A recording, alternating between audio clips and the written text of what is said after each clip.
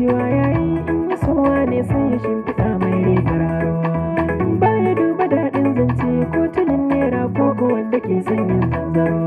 Wayo na duniya mai yayi in ta aure ka gonka sai ta yi launin samuwa.